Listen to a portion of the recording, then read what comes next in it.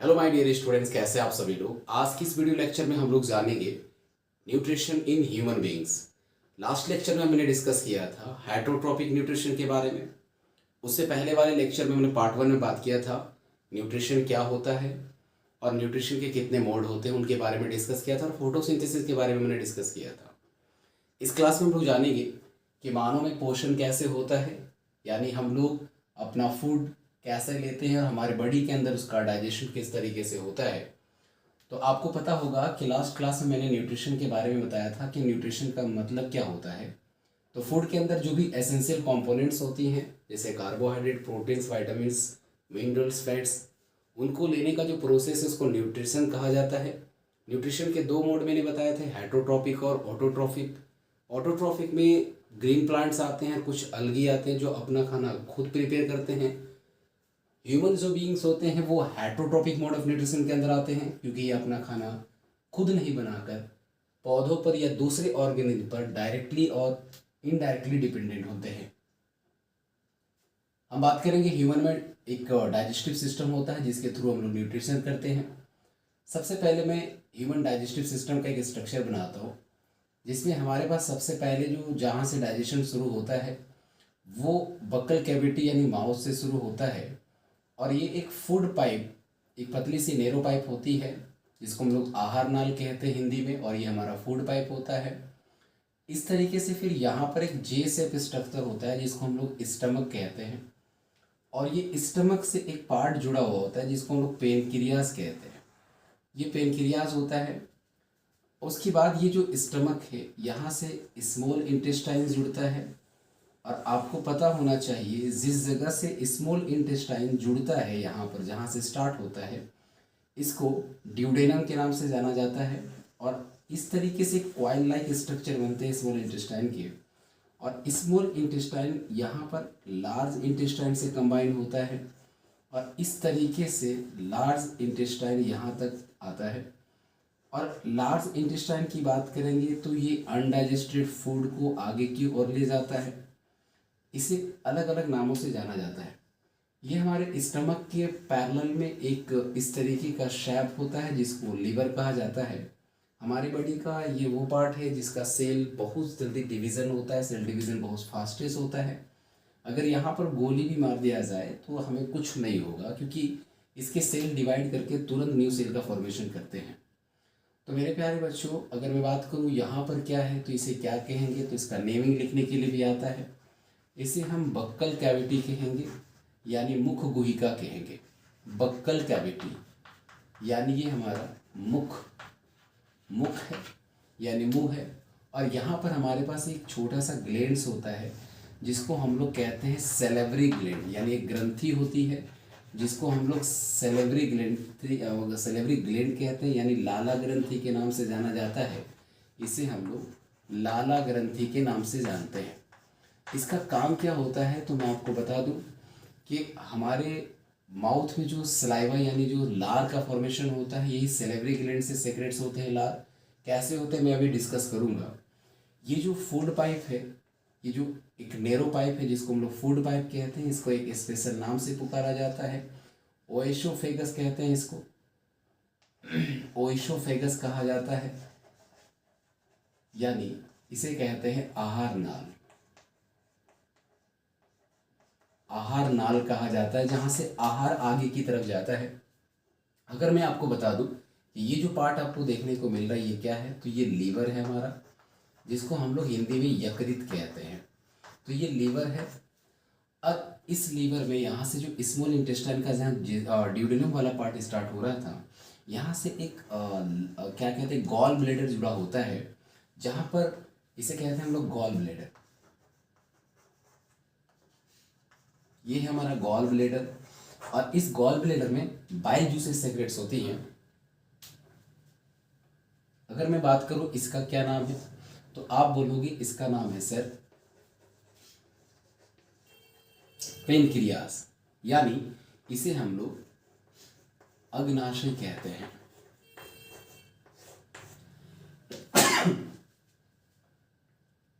जो घुसता है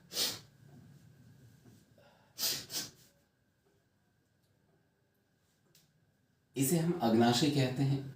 ये जो जे शैप स्ट्रक्चर दिख रहा है इसे हम स्टमक कहते हैं, यानी इसे हम उदर कहते हैं, यानी इसे हम हिंदी में क्षुद्रांत कहते हैं। यानी ये पेट होता है। और आपको मैं बता दूं कि ये जो पतली पतली ये जो आपको नज़र आ रही है, ये पतली क्वाइल लाइक स्ट्रक्चर जो नज़र आ रही है, ये सबसे लंबी होती है, लेकिन इसका नाम होता है स्मॉल इंटेस्टाइन, यानी ये छोटी आंत होती है। इसे छोटी आंत कहते हैं हम लोग। और इसमें और एक भाग है, ये जो हमारा पार्ट दिख रहा है इसे हम कहते हैं लार्ज इंटेस्टाइन। इसे हम हिंदी में बड़ी आंत कहते हैं।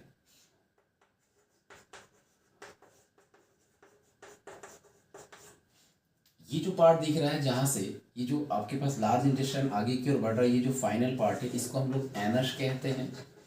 हिंदी में इसे गुदा कहा जाता है, जहां से अनडाइजेस्टेड फूड निकलता है हमारे बॉडी से। मेरे प्यारे बच्चों, अब मैं बात करता हूं कि हम लोग जब न्यूट्रिएंट्स को अपने बॉडी के अंदर लेते हैं तो यहाँ पर हमारा डाइजेशन किस तरीके से होता है।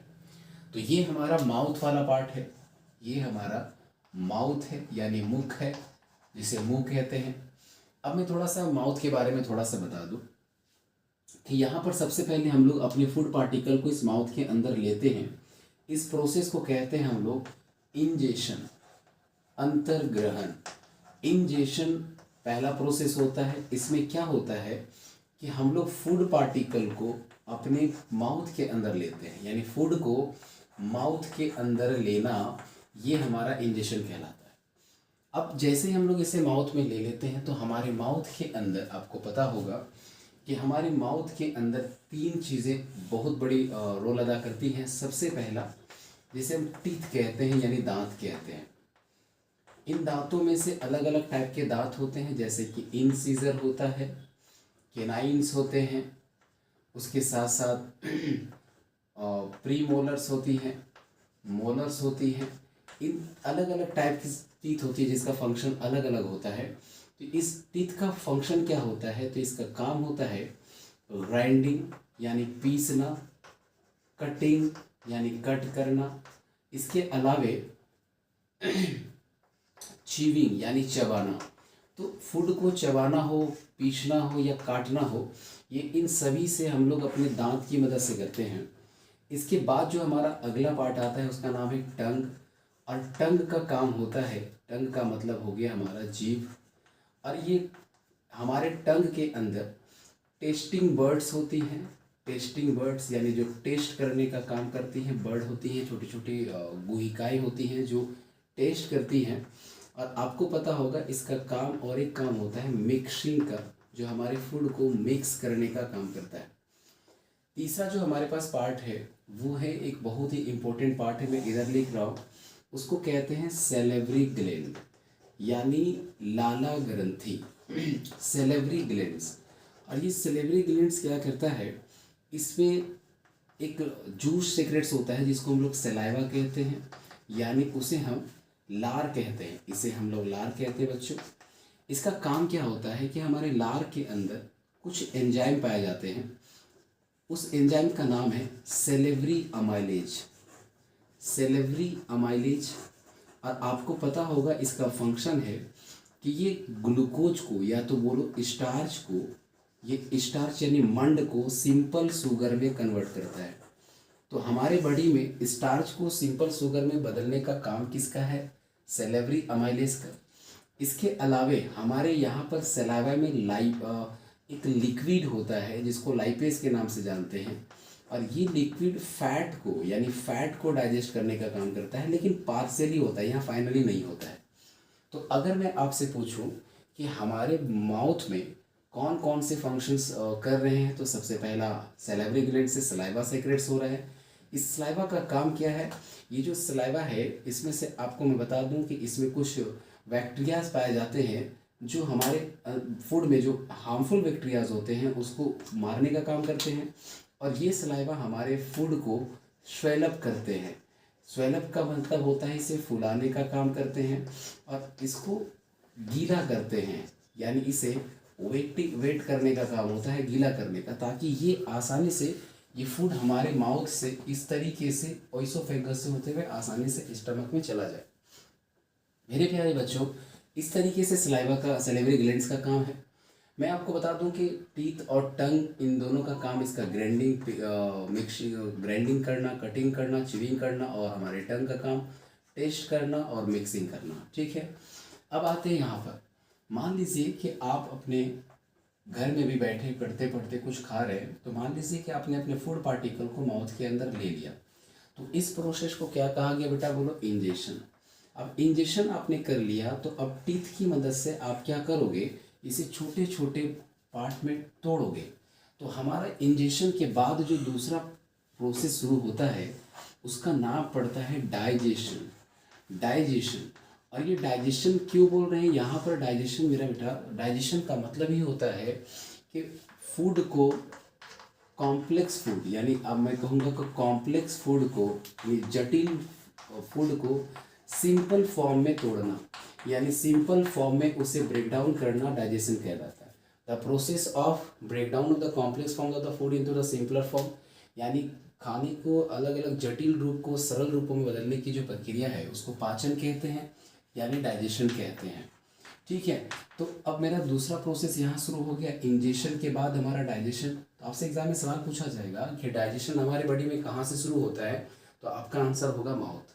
ठीक है, अब यहाँ से फूड पार्टिकल क्या होता है कि आगे की तरफ जाता है, यहाँ से सैलिवरी ग्लैंड इसको गीला करता है ताकि आसानी से, अब यहाँ पर देखो ये फूड पार्टिकल ये हमारे ओइसोफेगस में आ जाता है।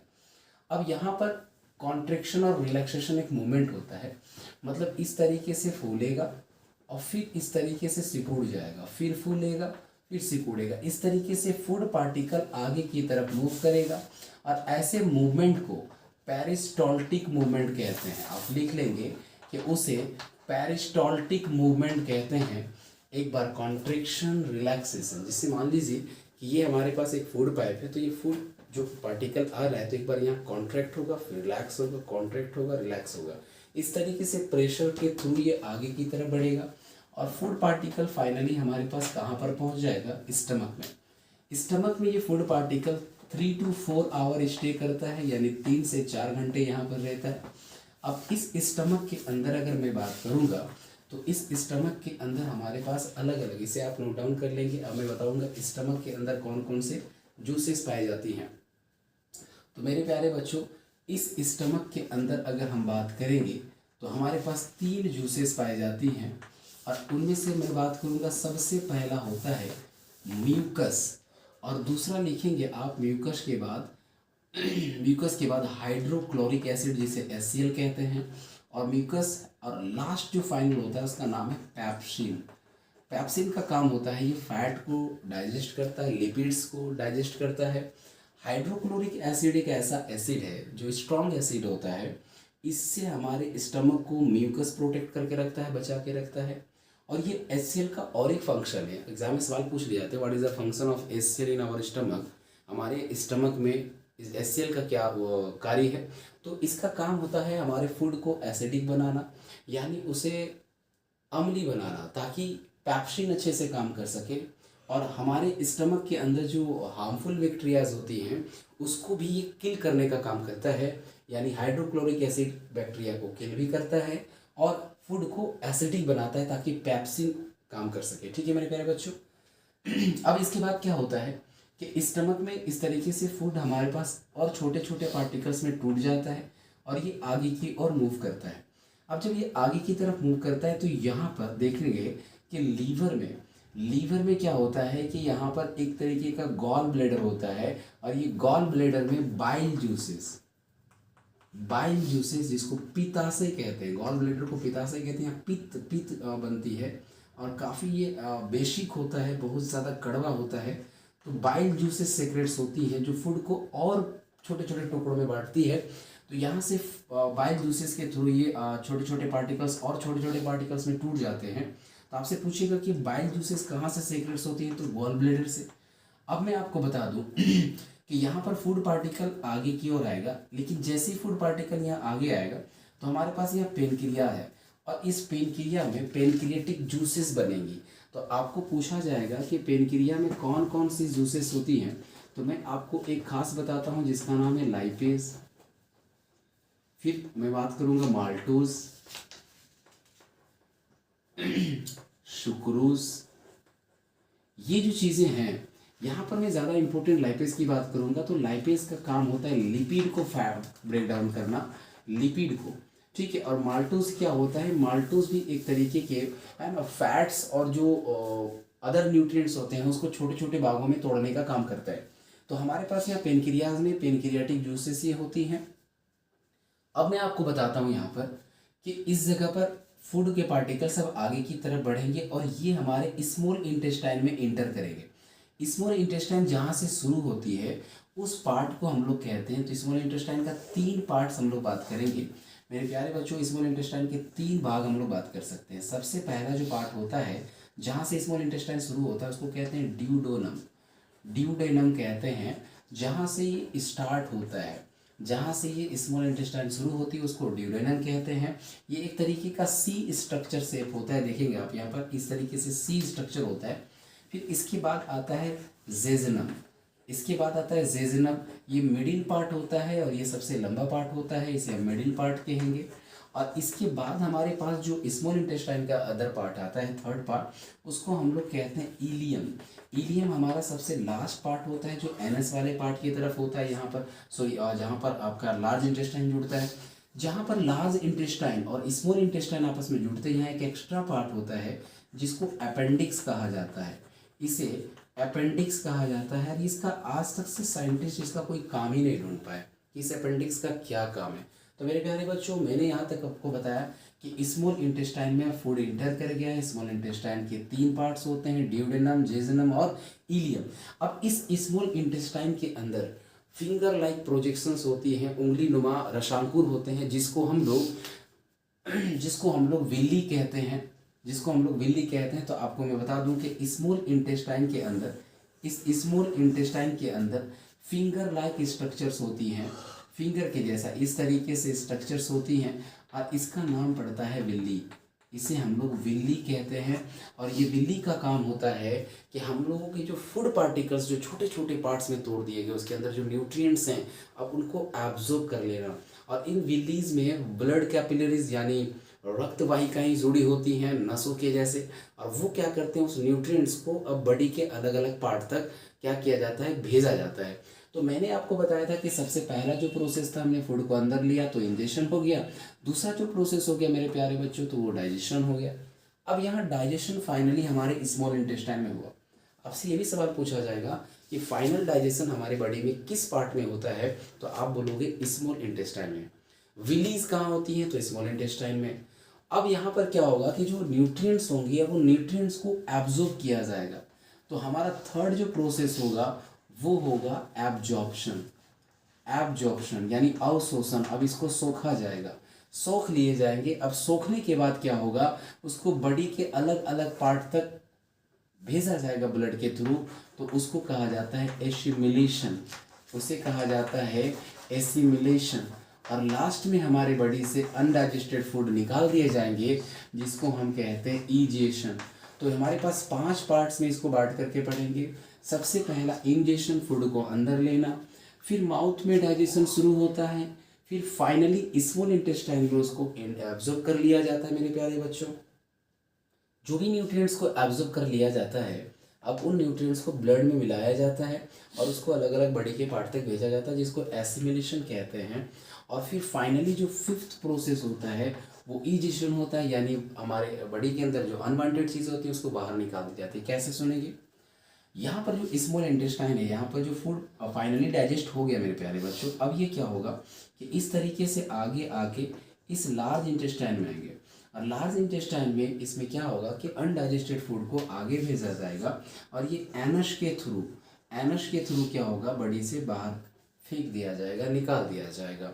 तो इस तरीके से फाइनली डाइजेशन हमारे बॉडी के अंदर होता है। और ये है हमारा आज का part, nutrition in human beings. और कह सकते हैं कि हमें इसे कह सकते हैं डाइजेशन इन ह्यूमन बींग्स। हमारे बॉडी के अंदर फूड का डाइजेशन कैसे होता है, क्या नहीं होता है, आज मैंने आपको बता दिया। आई होप आपको समझ में आ गया होगा। आप इसे नोट डाउन कर लें। नेक्स्ट लेक्चर में हम लोग बात करेंगे यहाँ पर ह्यूमन का डाइजेशन के बारे में। नेक्स्ट लेक्चर में मैं आपको बात करूँगा रेस्पिरेशन के बारे में। रेस्पिरेशन के बाद हम लोग बात करेंगे ट्रांसपोर्टेशन, और ट्रांसपोर्टेशन के बाद हम लोग फाइनली न्यूट्रिशन के जो फाइनल पार्ट्स होता है वो हमारा है एक्सक्रीशन। वहाँ हमारा चैप्टर ख़त्म हो जाएगा। ठीक है, तो आज के लिए इतना ही। चलिए फिर मिलते हैं नेक्स्ट सेशन में।